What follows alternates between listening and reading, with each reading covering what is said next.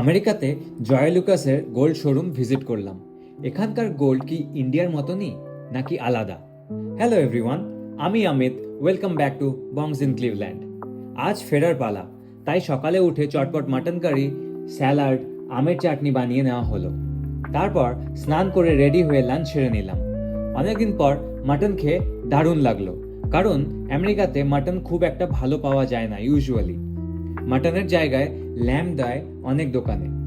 দেখে বোঝা মুশকিল, কিন্তু খাবার সময় অদ্ভুত একটা গন্ধ থেকে যায়। বাট এই মাটনটা আমাদের দেশের মতনই প্রায়, কোনো গন্ধ ছিল না, আর খেতেও ভালো। আজ ওয়েদারটা জানো তো খুবই ভালো, পুরো সানি।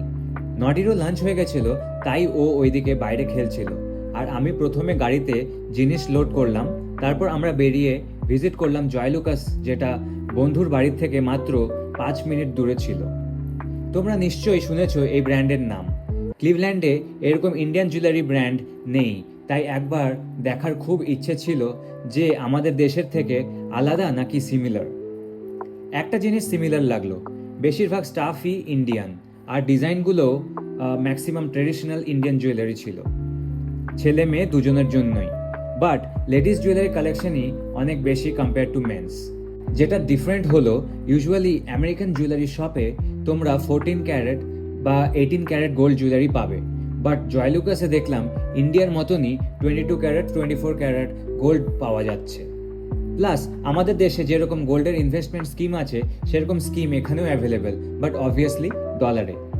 এই জুয়েলারি শপ ভিজিট করে বুঝলাম এই সব ব্র্যান্ড নিজেদের সমস্ত process, jewellery collection, gold investment scheme world wide same রাখারই চেষ্টা করে। ব্যাস, নতুন জায়গায় স্পেশালি বিদেশে সেখানকার local federal rules and regulation মেনে বাকিটা মডিফাই করে। আমরা ক্লিভল্যান্ডে পৌঁছলাম রাত 11:30টায়। বাড়ি ফিরে শান্তি পেলাম। আর যাই হোক, নিজের বিছানায় শোবার মজাই আলাদা। কি তোমরাও সেটা মানছো তো? কমেন্টসে জানিও। ওকে, আজকের ব্লগ এই পর্যন্তই। পরের ব্লগে আবার দেখা হবে। Take care guys, by.